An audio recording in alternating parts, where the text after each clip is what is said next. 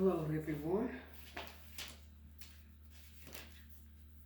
Today I want to read from Acts 25th chapter, 1 through 27 verse, and chapter 26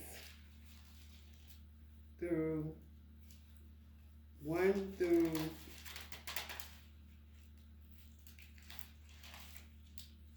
32 verse.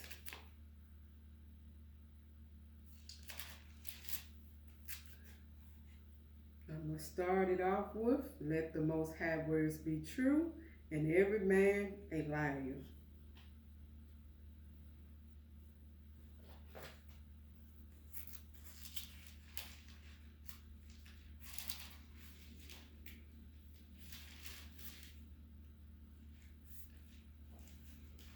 Now, when Festus had come to the province, after 3 days, he went up from Caesarea to Jerusalem.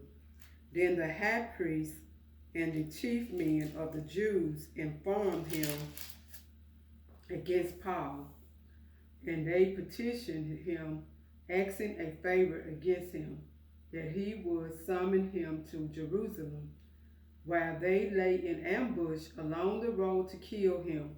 But Festus answered that Paul should be kept at Caesarea, and that he himself was going there shortly. Therefore he said, let those who have authority among you go down with me and accuse this man to see if there is any fault in him. And when he had remained among them more than 10 days, he went down to Caesarea, and the next day, sitting on the judgment seat, he commanded Paul to be brought. When he had come, the Jews who had come down from Jerusalem stood about and laid many serious complaints against Paul, which they could not prove, while he answered for himself, neither against the law of the Jews, nor against the temple, nor against Caesar have I offended in anything at all. But Festus, wanting to do the Jews a favor, answered Paul and said, are you willing to go up to Jerusalem and there be judged before me concerning these things? That's the question he asked Paul. So Paul said, I stand at Caesar's judgment seat, where I ought to be judged. To the Jews I have done no wrong, as you very well know, because it's not an N at the end. For if I am an offender or have committed anything deserving of death, I do not object to dying. But if there is nothing in these things of which these men accuse me, no one can deliver me to them. I appeal to Caesar. Wow. I think he messed up when he did that. Then Festus, when he had conferred with the council, answered, you have applied to Caesar. To Caesar you should go.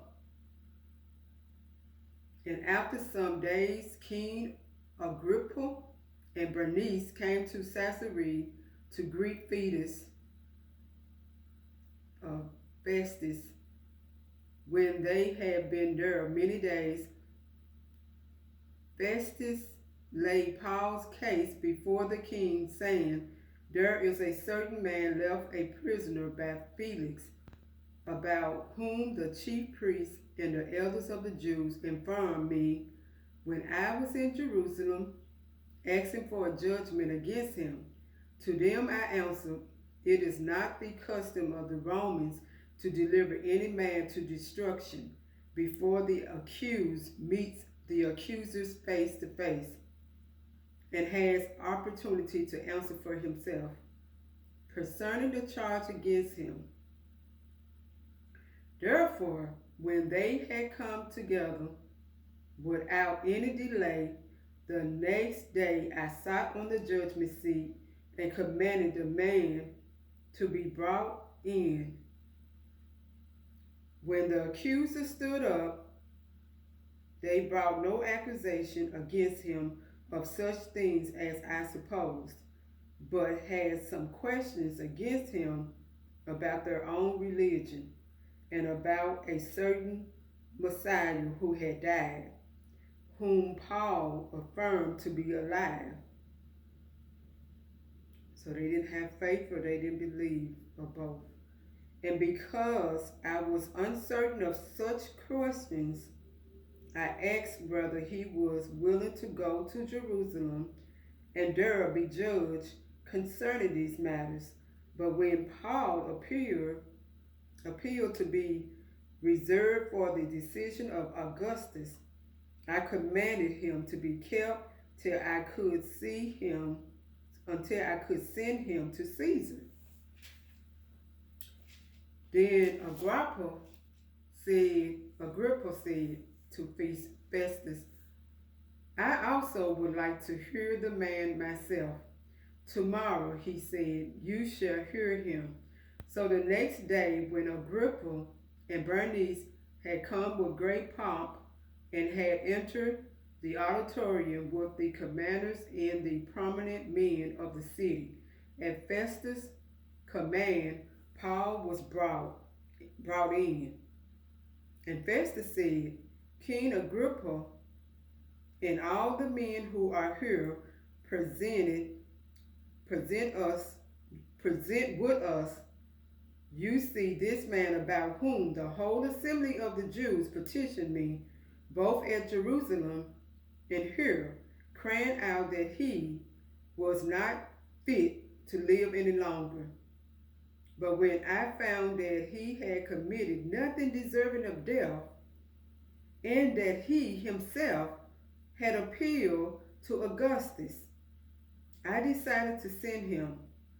I have nothing certain to write to my little Lord. I almost said Lord, but I want you to know specific that he's talking about little Lord concerning him. Therefore, I have brought him out before you, and especially before you, King Agrippa, so that after the examination has taken place, I may have something to write. For it seems to me unreasonable to send a prisoner and not to specify the charges against him. The end. So I'm reading it instead of teaching it like regular pastors, since I'm reading it as stories. That's why you don't hear me elaborating on a lot of the stuff, because I'm reading it like a story. But I do make some comments on some of them that are, worthy of people understanding what's going on. So I do make, a decision on that. Oh, I got one more. I jumped ahead.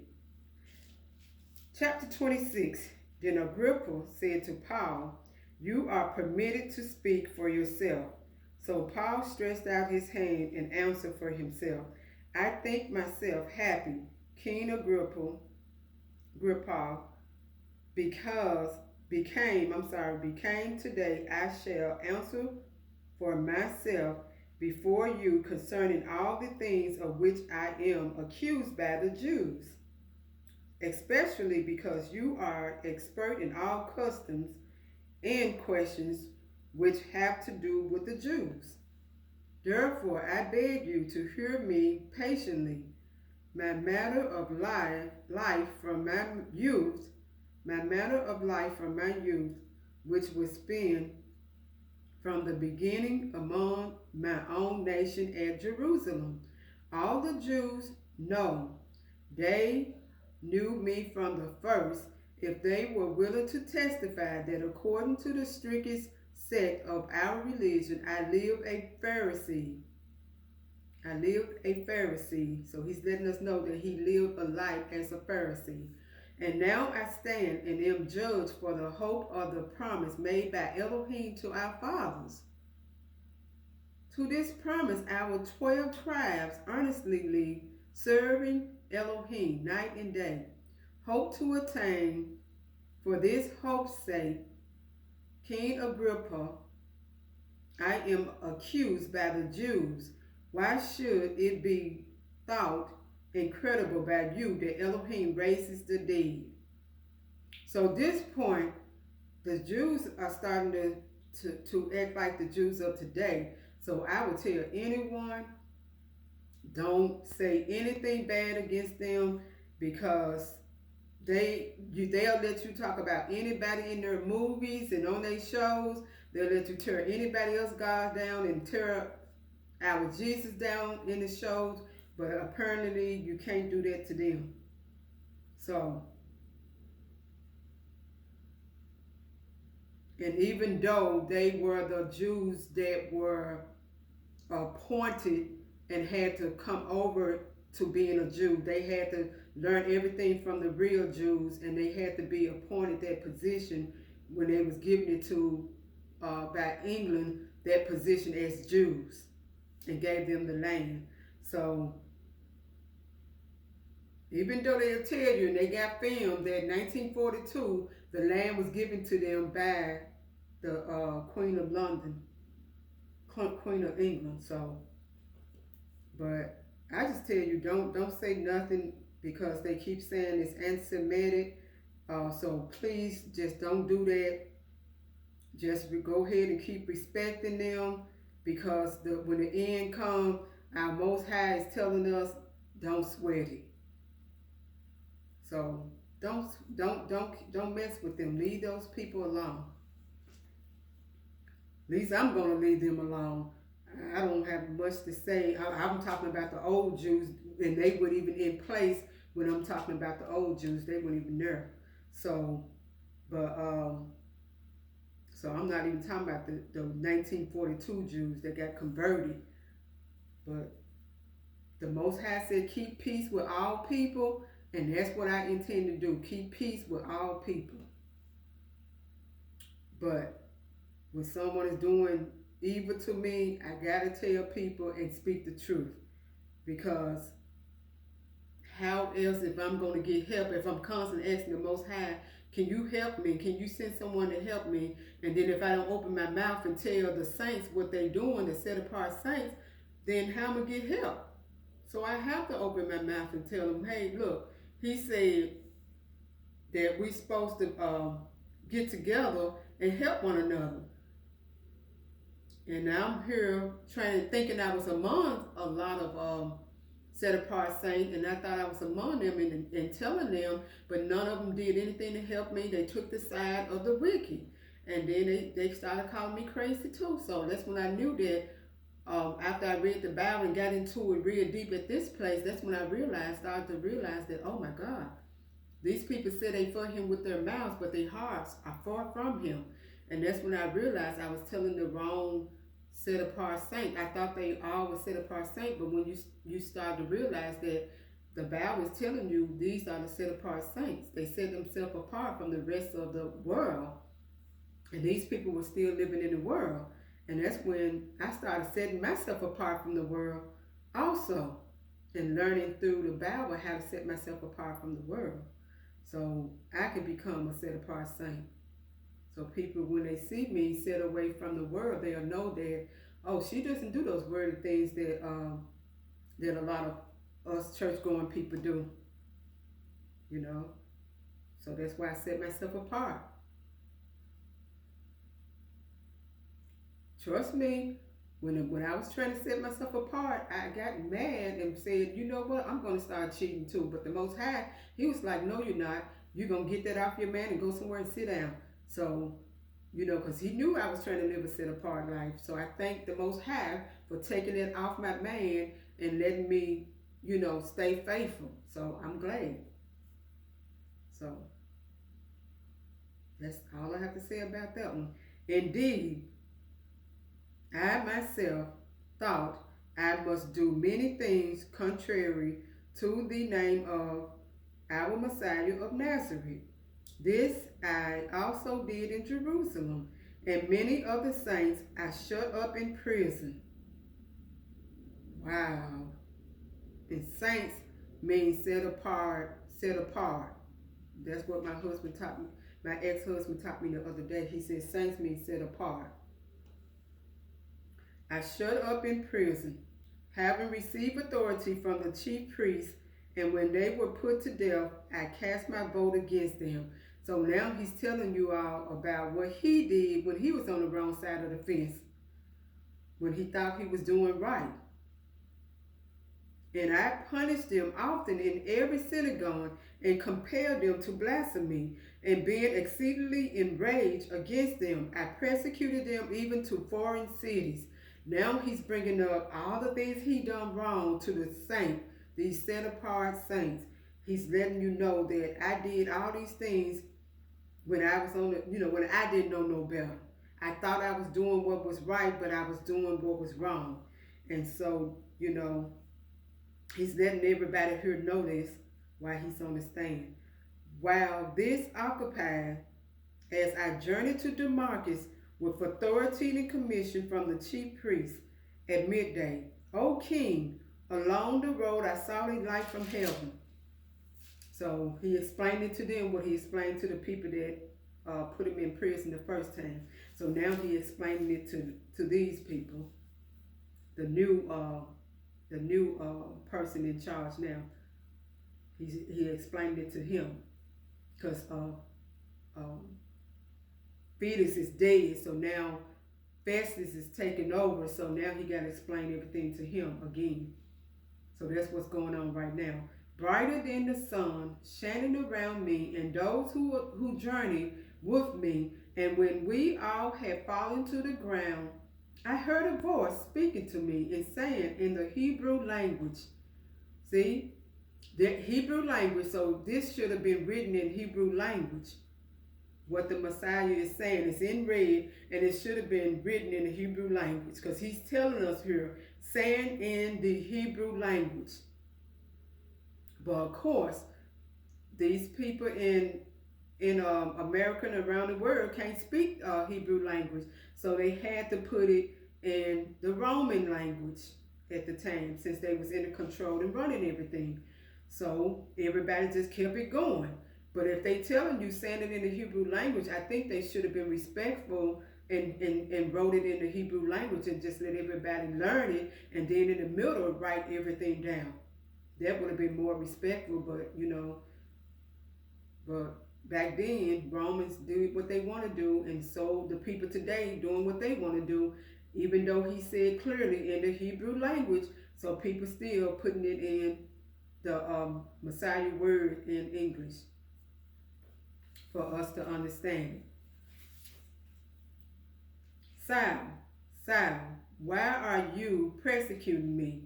It is hard for you to kick against the gods. So I said, who are you, Lord?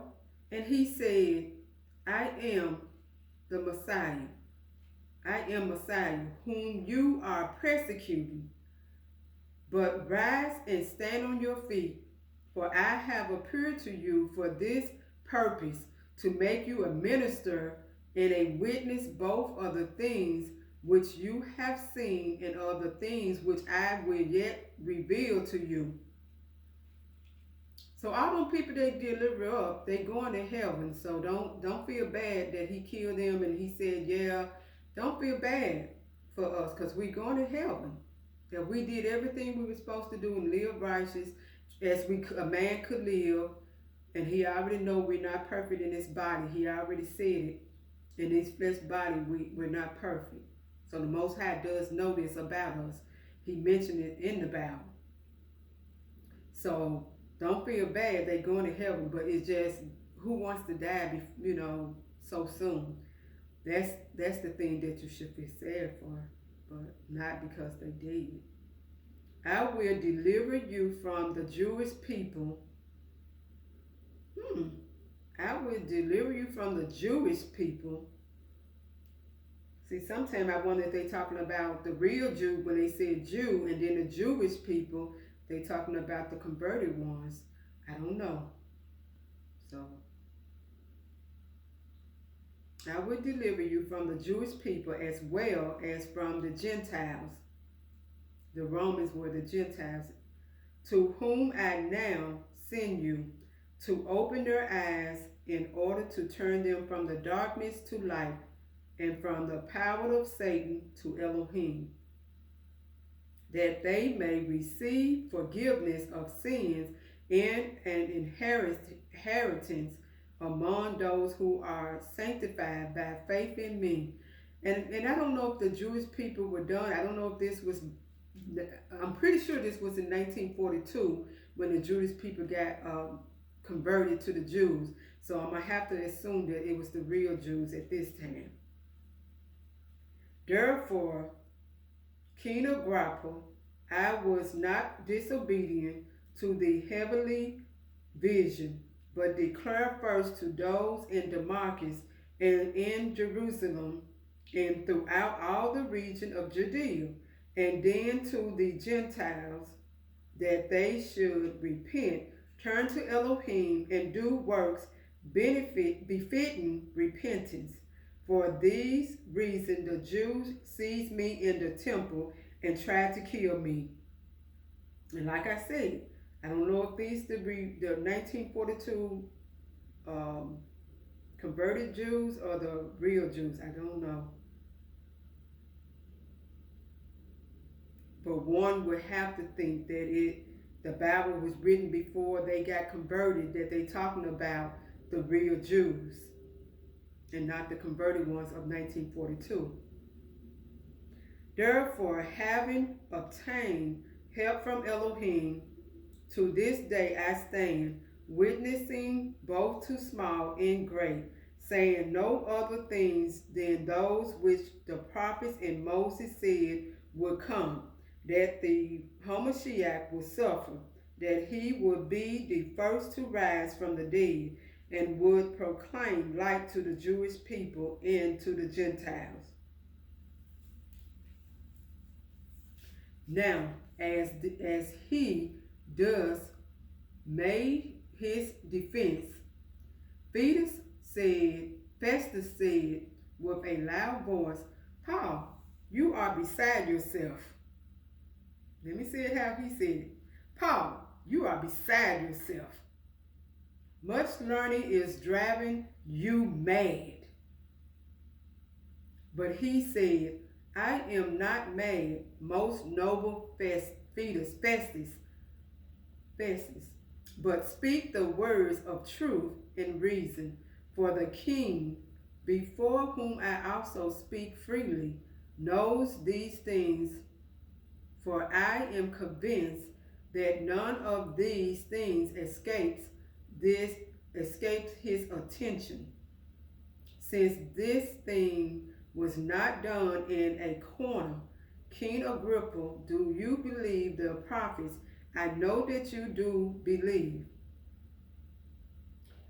So that's why we should always say that it was our people that's why I guess people are saying it's our people that gave up the Most High. Gave up the Messiah to be killed. Because if they were converted in 1942, which everything is on video when they did all of this in the streets and gave it to them, there's proof that it was 1942. So that's why we know they got converted. So we're not talking about you all Jews. When we reading this Bible, we're talking about the real Jews that were here before you all got converted. So you'll know we're not talking about you all. And Paul said, I would to Elohim that not only you, but also all who hear me today might become both almost and altogether such as I am, except for these change. When he had said these things, the king stood up, as well as the governor and Bernice, and those who sat with them. And when they had gone aside, they talked among themselves, saying, this man is doing nothing deserving of death or chains. Then Agrippa said to Festus, This man might have been set free if he had not appealed to Caesar. Get out of here. Yep, so I was right. If he had not appeared to Caesar, he would have been set free. But who knew? Only person knew but the Most High. Mm, mm, mm. That's so sad, Paul. The end. Brother Paul.